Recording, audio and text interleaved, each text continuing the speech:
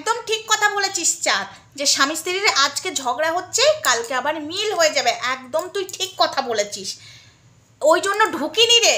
স্বামী স্ত্রীর ঝগড়া চলছে, আমাকে নিয়ে অনেক কথা অনেককে ফোনে বলছে, মেসেজে বলছে, ঢুকিনি এই পালবাড়ির কাকিমা। ঠিক আছে মুন, এখন তোকে নিয়ে ভিডিওটা করছি, বলতে বাধ্য হচ্ছে এই কথাগুলো।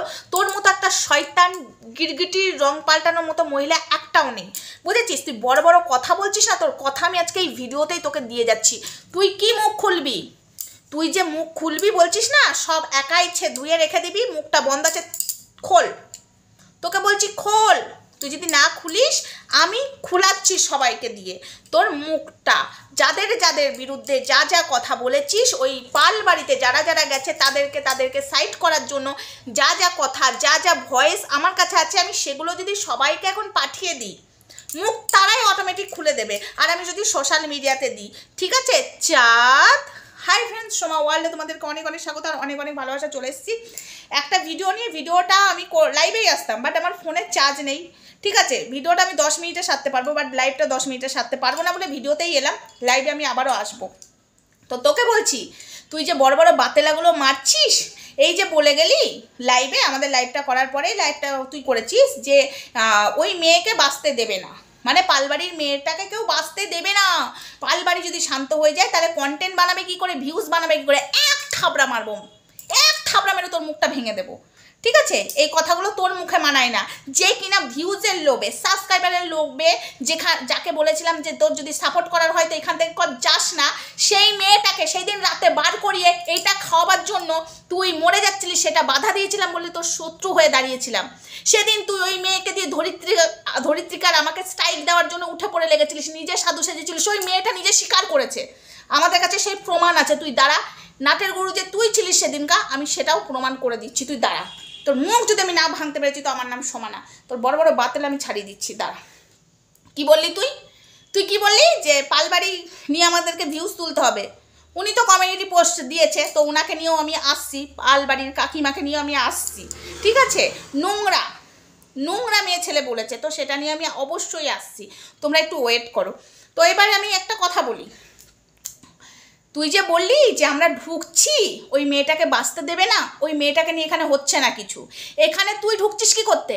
তোর সঙ্গে হয়েছে? তোকে কিছু বলেছি? তুই আগে ঢুকেছিস, তুই সবাইকে বলে বেরিয়েছিস, সেই প্রমাণও আমার কাছে আছে। আমি শুধু চুপ করেছিলাম। আমরা ঢুকিনি, কিন্তু স্বামী স্ত্রীর মধ্যে ঝগড়া হচ্ছে অনেক কদিন ধরে মিন করা হচ্ছে, সোমা ধরিত্রী মিন করা হচ্ছে। আজকে পালবাড়ি কাকিমা নিজে বলে দিয়েছে, ঠিক আছে, মিন করে, ইভেন নামও করেছে, বুঝতে পারছিস? তাই মুখটা খুলেছি, তাছাড়া কিন্তু খুলিনি। এতদিন চুপ করেছিলাম, স্বামী স্ত্রীর মধ্যে ঝগড়া হচ্ছে আমরা কেন ঢুকবো, ঢুকিনি। বাট আমাদের সঙ্গে যখন কাকুকে জড়িয়ে দিয়েছে তাই বলেছি, বুঝেছিস?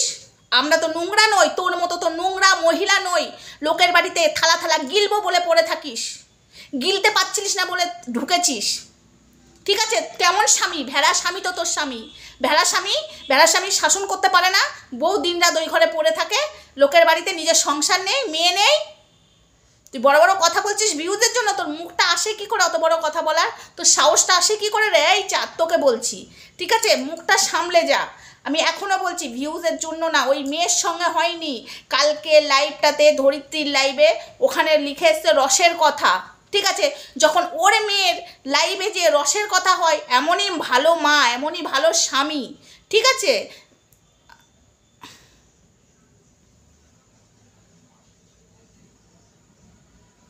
তো যাই হোক, একটা মেসেজ ঢুকলো, সেটা এমনই ভালো মা, ঠিক আছে, স্বামীকে এমনই ভালোবাসে, ভালো স্বামী ওনার, অবশ্যই স্বামী ভালো, আমি বলবো না যে এখানে স্বামী খারাপ, ঠিক আছে। তো এমনই মা, রসের কথা হচ্ছে, সেখানে যেহেতু বাধা দেয় না, ওখানে বলতে আসছে রসের কথা। এতদিন মনে ছিল না, ইয়ার্কি ঠাট্টা তো আমরা শুরু থেকেই মারি, ওনার সাথেও তো মারি, মানে পালবাড়ি কাকিমার সাথেও তো ইয়ার্কি ঠাট্টা মারি। তো সেখানে ধরিত্রীর সাথে হচ্ছিল, আজকে আমার নামটা নিয়েছে, তাহলে আমার সাথে হচ্ছে। তুই ঢুকেছিস কেন? আর পালবাড়ির মেয়ে তো এখানে আসছে না, পালবাড়ির মেয়েটাকে বাঁচতে দেবে না।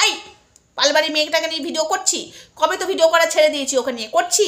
আমরা কন্ট্রোভার্সি শুরু করেছি, কে কন্ট্রোভার্সি শুরু করলো? কে ভিডিও নামালো? কে কমিউনিটি পোস্ট দিল? কে আজকে ভিডিও নামিয়েছে? আমি কিন্তু ভিডিও নামাইনি। বলতে পারবি না পালবাড়ি নিয়ে ভিডিও আমি নামিয়েছি বা ধরিত্রী নামিয়েছে। শুরুটা করেছে পালবাড়ির কাকিমা, তাই পালবাড়ির কাকিমার সাথে আমাদের হচ্ছে। তুই কেন বলতে এসছিস? তোর মুখটা কিসের জন্য? মুখটা ভেঙে রেখে দেবো। এবার শোন, তোকে আমি বলে দিচ্ছি, আমি সব কথা আজকে বলে দিচ্ছি এখানে সোশ্যাল মিডিয়াতে, ঠিক আছে?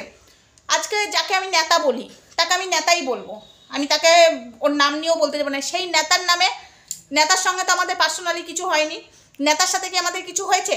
নেতা যে কটা বর, নেতা যে কার জমি লিখিয়ে নিয়েছে, জমি স্বামীটাকে হসপিটালে মানে যে স্বামী ছিল তার পরেরটা, ঠিক আছে, বিয়ে করেনি, তার জমি সম্পত্তি লিখে নিয়েছে, সেই ছেলের বাবা এখনও, ছেলে মারা গেছে, ছেলের বাবা এখনও সেই টাকার জন্য এই নেতার কাছে আসে। সেই কথা তুই বলেছিস, নেতার বিরুদ্ধে বিষিয়েছিস তুই, ঠিক আছে? নেতা নাকি ওই বাড়িতে পালবাড়ির মেয়ের জন্য বোতল নিয়ে যেত, মদের বোতল, ঠিক আছে, মদ খাওয়াতো, সিগারেট খাওয়াতো, তুই বলেছিস। আর ওই পাঠার বাড়িতে যে কেকটা যায় জন্মদিনের দিন, সেই কেকটা নাকি নেতা পাঠিয়েছে করে, তুই সেটা বলেছিস আমাদেরকে, বলেছিস তো। নেতার বিরুদ্ধে বিষিয়েছিস তুই, তুই সাধু সাজতে এসছিস, তাই না? তো সাধুগিরি আমি ছাড়িয়ে দেবো। তারপরে ওই পালবাড়ির মেয়ের কথা যেগুলো বলেছিস পুরো রেকর্ড দিয়ে দিচ্ছি, অত আমি মুখে বলতে পারবো না। তুই বলছিস না তোর মুখে কাপি, আমি রেকর্ড দিয়ে দেবো, আমি সোশ্যাল মিডিয়াতে রেকর্ডটাই ছেড়ে দেবো। দেখ, তুই দেখ কি করতে পারে। তোকে নিয়ে আমার কোনো মাথা ব্যথা নেই। তুই ঢুকলি কেন? তুই ঢুকলি কেন? মাথা ব্যথাটা এবার হলো। তুই ঢুকলি কিসের জন্য রে? হ্যাঁ, তুমি অশান্তি লাগাচ্ছ বোনের সাথে, নিজের বোনের সাথে অশান্তি লাগিয়ে দিচ্ছ, কাকিমায় স্বামী স্ত্রীর মধ্যে অশান্তি লাগিয়ে দিচ্ছ, আর তোর লজ্জা লাগে না? তুই কেন গামছা দিতে যাচ্ছিস? তুই কেন পরের জন্য রুটি বানাচ্ছিস? হ্যাঁ, তুই কেন করতে যাচ্ছিস একটু বল তো, তুই কেন করতে যাচ্ছিস? লাইভে তো দেখতেই পেলাম, কেন করবি তুই? হ্যাঁ, তোর স্বামীকে তোর পোষাচ্ছে না, ও কাকুর টাকা দেখে তোর এখন কাকুর দিকে ইয়ে করছিস? তোর দিমাগ না তোর কাছে রাখ, মুখটা আমাকে খুলাসনি। তুই বলছিস না মেয়েটাকে বাঁচতে দেবে না ওরা, মেয়েটাকে নিয়ে ভিডিও হচ্ছে না, মেয়েটাকে নিয়ে কন্ট্রোভার্সি হচ্ছে না, হচ্ছে ওর মাকে নিয়ে। তুই মেয়েটাকে টানবি না, ঠিক আছে?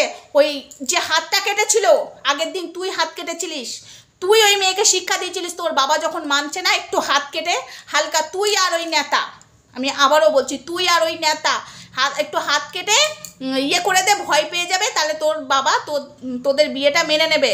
এটা তুই শিক্ষা দিয়েছিলিস। আমি আজকে শুধু উগলাতে বসলাম, ঠিক আছে? এটা কোথায় যে শেষ হবে তার নাই ঠিক, কতগুলো ভিডিও নামবে তার নাই ঠিক। তুই দিমাগ দেখাতে বসেছিস। তোর সঙ্গে হয়েছে, এই তোর সঙ্গে হয়েছে কিছু? আজকে পালবাড়ির কাকিমা আমার নাম নিয়েছে, ধরিত্রীর নাম নিয়েছে, প্রতিবাদ মনিদির নাম নিয়েছে, ঠিক আছে?